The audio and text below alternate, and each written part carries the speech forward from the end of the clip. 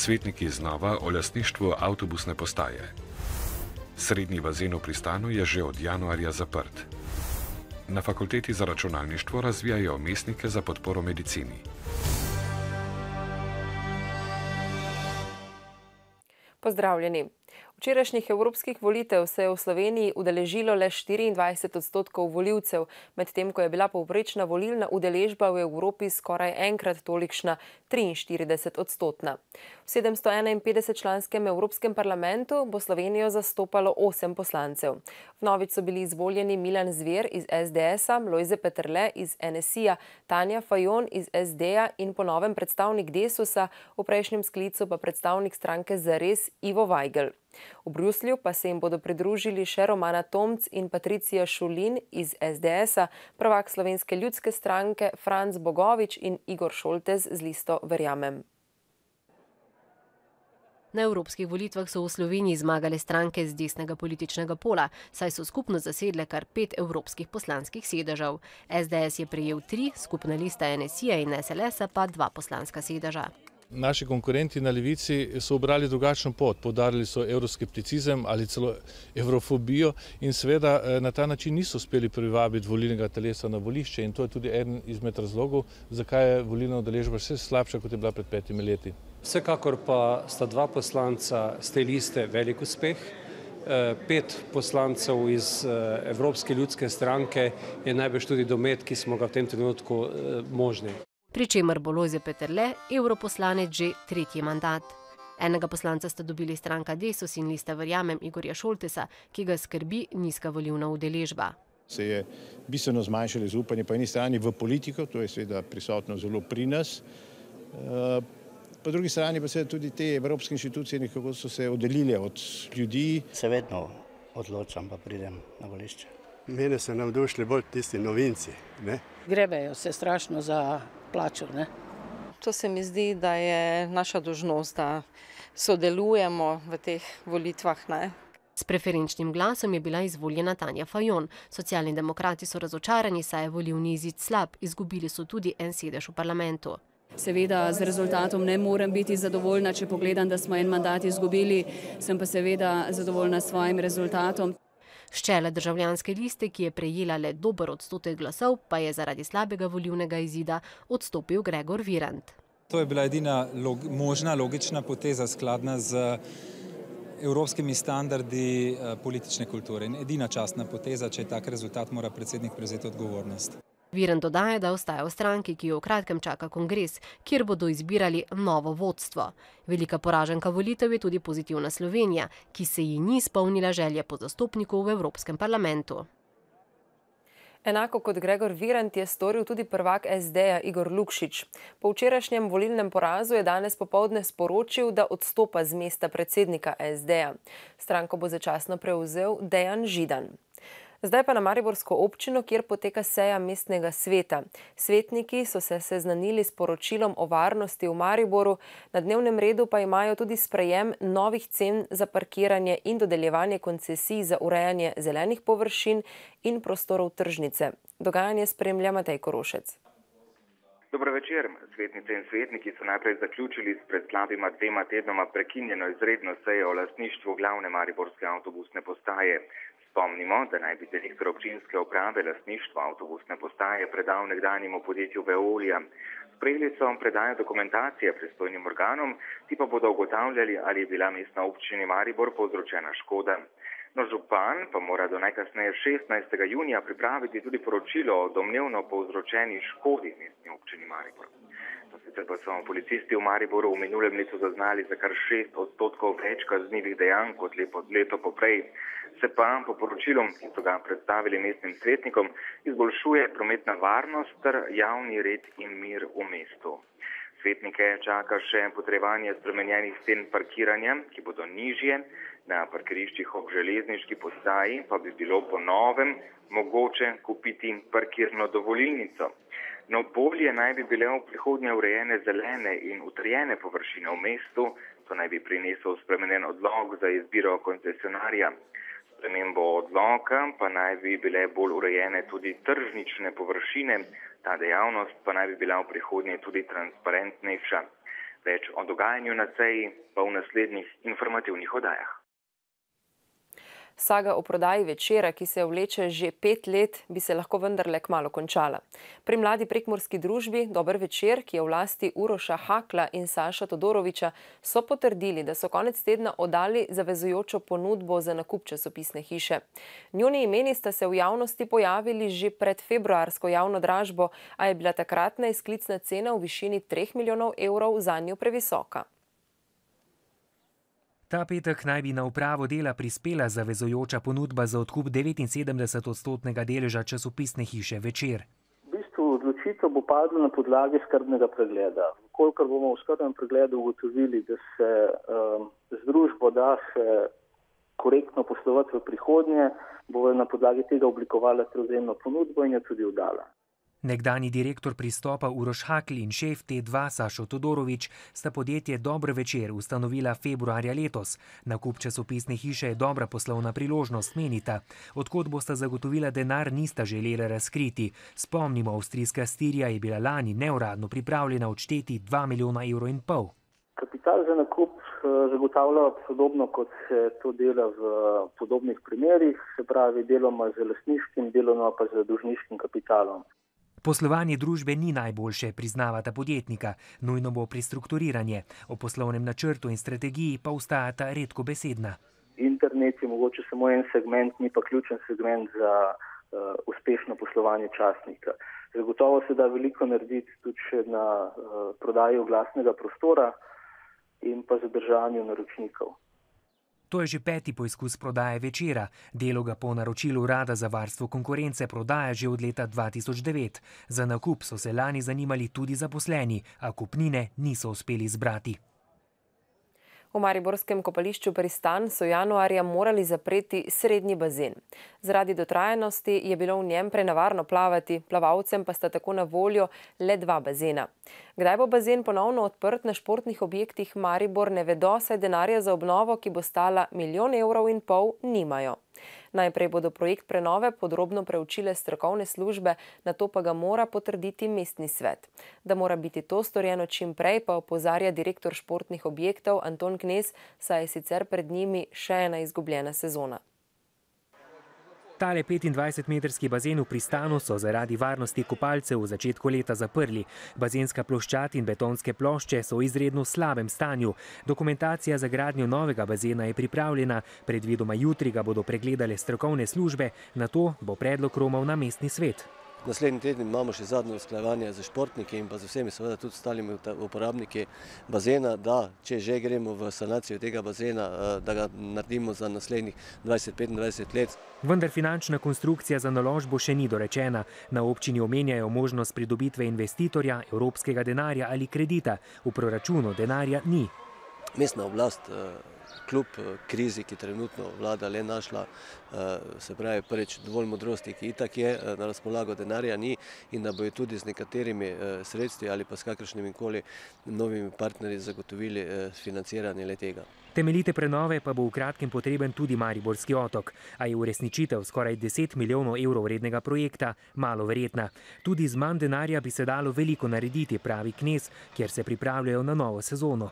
Smo poskrbeli za to, da smo prebarali bazensko dno, da bomo tudi malo nekatere stvari, kjer so bili ležalniki in te zadeve na ploščadi uredili, dodali neke dodatne animacijske programe, poskrbeli za, se pravi, varno in udobno uživanje vseh v vodah.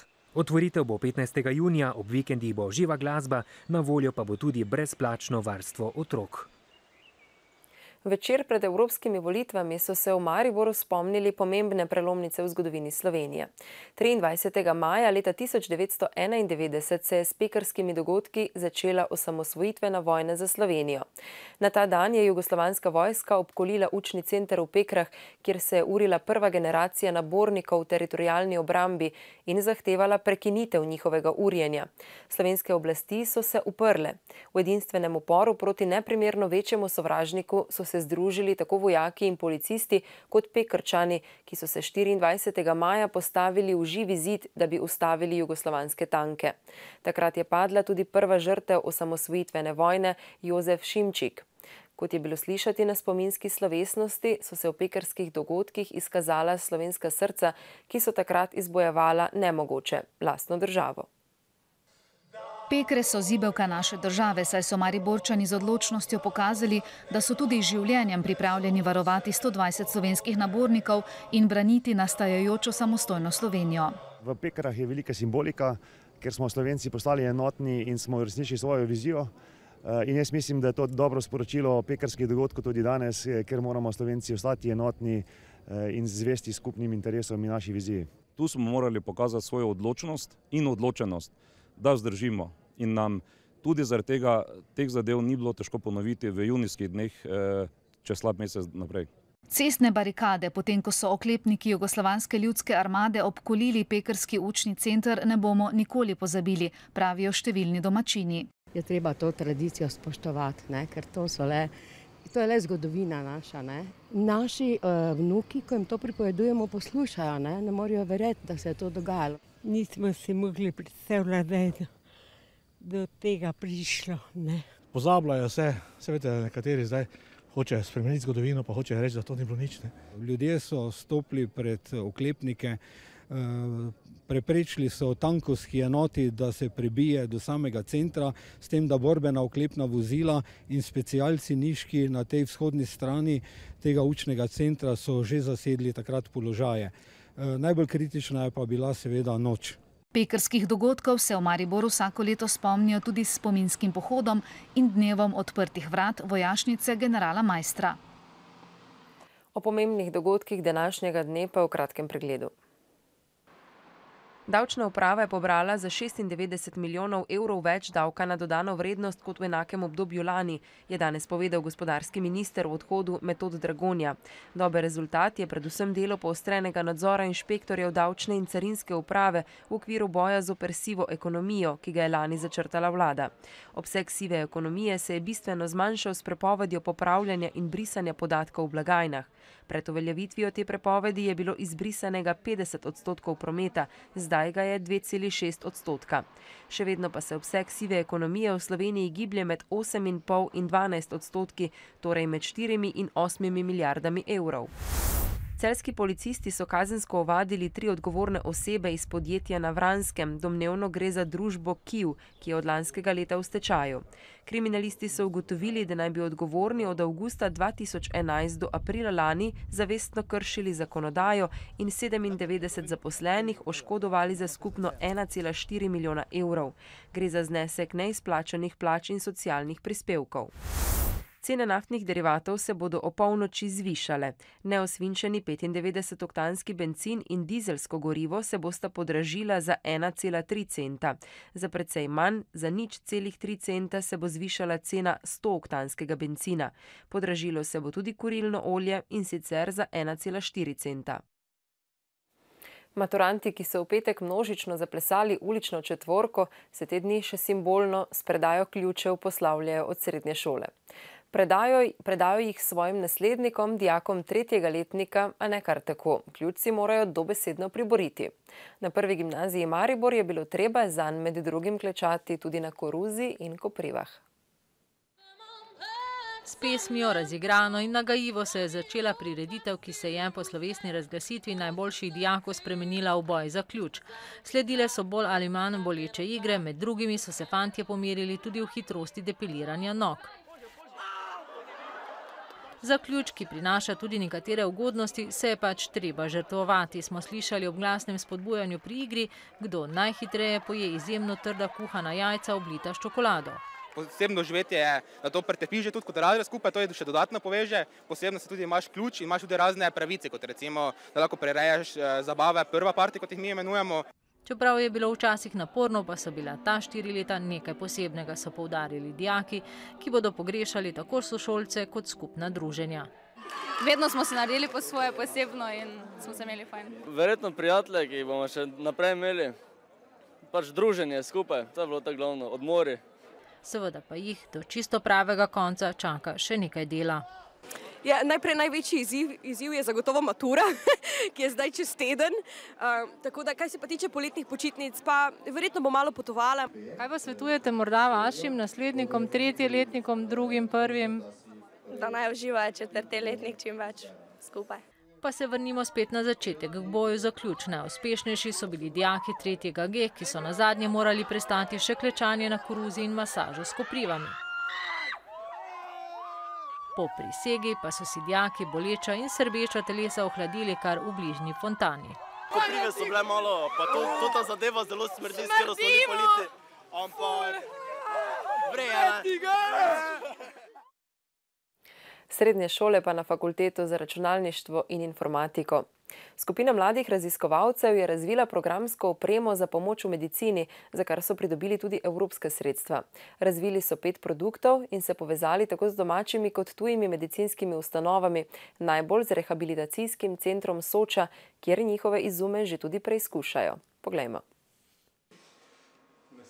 To nalepko, ki je tako rekoč vmesnik med računalnikom in živčevjem, zdravnik preprosto prilepi na kožo in natančno izmeri zdravstveno stanje vsake posamezne mišice. In s to programsko opremo sedaj pomagamo pri diagnostiki nevrodegenerativnih bolezni in recimo pri diagnostiki sladkorne bolezni, pomagamo pri rehabilitaciji po možganski kapi. Z vmesnikom so doslej izmerili že več kot 1000 pacientov, rezultati pa so bistveno boljši in natančnejši kot pri drugih metodah. Seveda je pot do končne aplikacije precej dolga. Številne študije morajo potrditi učinkovitost teh metod, številni centri neodvisno morajo potrditi učinkovitost teh metod, potem pa lahko pride to v vsesplošno uporabo. Za splošno uporabo, zlasti doma, pa so razvili senzorje, ki bodo v pomoč predvsem starejšim, saj bodo povsem nemoteče spremljali njihovo zdravstveno stanje, dobljeni podatki pa bodo v vsakem trenutku na voljo zdravniku. Pravijo, da je hladilnik centralni objekt v stanovanju. V odpiralu hladilnika smo gradili senzorje, ki vsakokrat, ko človek odpre hladilnik, izmerijo njegov puls, izmerijo, kakšno temperaturo prstov ima, koliko ima kisika v krvi, kakšen je njegov krvni pritisk, tlak. Več senzorjev so vgradili tudi v ta stol. Na tem stolu imate senzorje, ki zaznavajo mojo držo na stolu, ves čas mi zdaj meri dihanje, meri mi srčni utrip, ki je morda malo povišan. Če s prsti oziroma z dlanmi sežem na naslone stola, se mi začne meriti EKG. Podobne meritve vam opravijo tudi tile čevlji, za razpoloženje pa povprašate kar pametno ogledalo. Ker pa za nadaljnji razvoj prototipov in njihov prenos v proizvodnjo nimajo več na voljo evropskih sredstev, bodo morali investitorje, ki bodo njihove izdelke spravili v življenje, poiskati sami. So pa doslej veliko lažje pridobili denar pri tujih kot pa domačih vlagateljih. Še šport. Nogometaši v prvi ligi Telekom Slovenije so končali sezono. Naslov prvaka si je že pred časom zagotovil Maribor, 12. v zgodovini kluba. Na drugem mestu so Koprčani, na 3. pa Velenjski Rudar.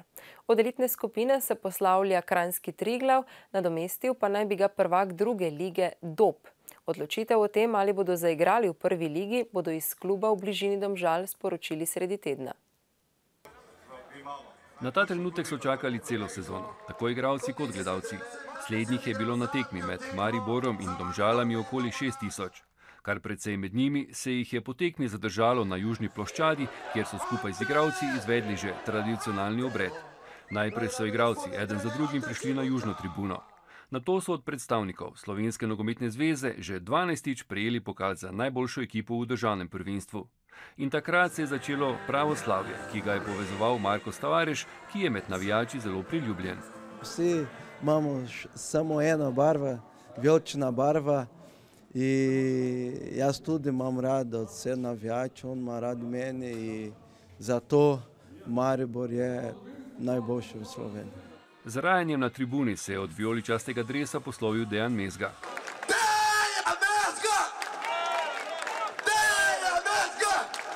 Pomemben člen vijoličaste zasedbe je v Ljudskem vrtu preživel 7 sezon in pol. Zadnjo tekmo je simbolično odigral v vlogi kapetana, od igralne površine pa se je poslovil po 25 minutah igre. Za Maribor je odigral 235 tekem in dosegel 61 zadetkov. Sama tekma, glede na to, da ni o ničemer odločala, ni imela pravega tekmovalnega naboja.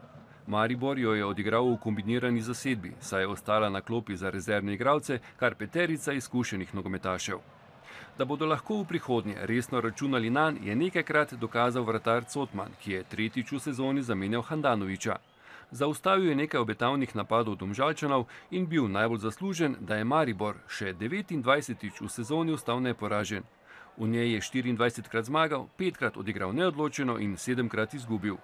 Koper, ki je prvenstvo končal na drugem mestu, je zaostal za 8 točk. Vijoličasti bodo imeli prosto do sredine junija. Po 3 tednih počitka se bodo znova zbrali in pričeli s pripravami na sezono, za katero upajo, da bo vse tako uspešna, kot je bila letošnja. Sicer pa je maj v Mariboru teniški mesec. Po 2 mednarodnih turnirjih v mladinski konkurenci ta teden potekata največji ženski profesionalni turnir v Sloveniji in eden največjih za moške. Danes so na obeh prizoriščih, tako na Taboru kot v Ljudskem vrtu, igrali zadnje dvoboje kvalifikacij. Na železničarjevih igriščih se je skoznje kot edina Slovenka prebila Polona Reberšak. S tem se je na glavnem turnirju priključila 3 našim igralkam, Majeričevi, Jakupovičevi in Zagorčevi. Se mi zdi, da sem to leto malo bolj samozavestna kot prejšnje leto, zato ker sem odigrala tudi že nekaj teh profesionalnih turnirjev. Ampak za mene to še vedno ostaja nek cilj, ki ga bi rada dosegla v naslednjih letih. In zelo sem hvaležna predsedniku in direktorju kluba, da sta mi spet omogočila, da bom igrala glavni turnir. Jaz bom dala vse od sebe, borila se bom in upam, da bom dosegla čim boljši rezultat. Pred moškim turnirjem serije Futures, ki bo ta teden potekal na igriščih Branika, so v Ljudskem vrtu izpeljali Bergantov memorial. Zmago je nase močno opozorila Olga Danilović, saj je 13-letnica zmagala v kategoriji 16-letnic. Turnir je bil super, klub je isto prelep, tereni so super. Je eno od lepših turnira, na kojima sem bila. Družili smo se super, protivnica je bila jaka. A ne preveč, saj je Danilovićeva Hrvatico Karanušićevo premagala s 6-3 in 6-2. Precej bolj napeto je bilo finale med 16-letniki. Moj protivnik je bio 2 godine manji od mene. Ja sam bio fizički spremniji od njega. Prvi set je on počeo je nenormalno dobro, uzeo je 6-1. Zatem je prišlo do preobrata. Makedonec je zaigral natančneje in oba niza dobil s 6-2. Kljub prepričljivi zmagi se je moral Jankolovski za zmago izredno potruditi, saj je bil Nemec Molekar le za nijanso slabši nasprotnik. V kategoriji do 14 let sta slavila Anglež Hud in Švicarka Cugurova. Bolj sproščeno kot po zimi, ko imajo vsi polne roke dela, so se tokrat družili člani smučarskega kluba Branik in Kranjske Gore. Branikovci so 30 kolegov z Gorenjskega povabili na ogled Maribora in Snežnega stadiona, odpravili pa so se tudi na vrh Pohorja in v Botanični vrt. Skupni dan so izkoristili za to, da se bolje spoznajo, saj so se doslej srečali le po zimi, ko so v Kranjski Gori skupaj pripravljali progo za Zlato lisico po odpovedi tekme v Mariboru. V sproščenem prijateljskem duhu so izmenjali tudi pomembne izkušnje, ki sta si jih oba kluba pridobila v vseh letih pripravljanja tekem svetovnega pokala. Za konec pa še na tuje. Včeraj so v Ukrajini volili novega predsednika. To je postal 48-letni milijarder in poslovnež Petro Porošenko, ki je po doslej znanih podatkih dobil 54% glasov. Nekdanja premijerka Julija Timošenko pa dobrih 13%. Novi ukrajinski predsednik Petro Porošenko je v Kijevu na prvi novinarski konferenci po nedeljski izvolitvi že napovedal, da bo njegova prioriteta pomiritev upora na vzhodu države, vendar se ne namerava pogovarjati s teroristi. Kot je dejal, ne bo dopustil, da bi proruski separatisti vzhod spremenili v Somalijo. Separatisti na vzhodu so razglasili izredne razmere. Glavni namen tega ukrepa je, da se ozemlje Republike Donetsk očisti ukrajinske vojske, je dejal vodja samooklicane republike v Donetsku. Po volitvah ima novega župana tudi glavno mesto, to je Vitalij Kličko, nekdanji svetovni boksarski prvak in vodja stranke Udar. Tajska vojska je za vodenje države in za odpravo demokracije dobila podporo kralja. Načelnik generalštaba tajske vojske je sporočil, da se bo demokracija v državo vrnila, ko bo to dopuščal položaj. Napovedal je tudi oblikovanje zakonodajnega sveta, pred novimi volitvami pa bo poskrbel predvsem za temeljito reformo političnega sistema. Papež Frančišek je v Jeruzalemu obiskal tudi muzej holokausta Yad Vashem in se zgrozil nad breznom, v katerega so nacisti pahnili preko 6 milijonov Judov. Papež je predtem v Jeruzalemu obiskal tudi tempeljski grič in zid objokovanja ter pozval kristjane, muslimane in jude, naj si skupaj prizadevajo za mir. Po odhodu z tempeljskega griča in zidu objokovanja se je mimo načrtovanega protokola odločil še za obisk spomenika ubitim izraelskim civilistom, žrtvam napadov skrajnežev. Pred nami so dnevi ploh in neviht. Tako jutri, v sredo in tudi četrtek bo spremenljivo, občasno pretežno oblačno. Nastajale bodo krevne plohe in nevihte, ki se bodo pojavljale predvsem popoldne. Jutri bo tudi pihal južni do jugozahodni veter. Prihodnje 3 dni bo tudi nekoliko hladneje, okoli 22 stopinj. Toliko v ponedeljkovem dnevniku. Hvala za pozornost in vabljeni v našo družbo ponovno jutri. Nasvidenje.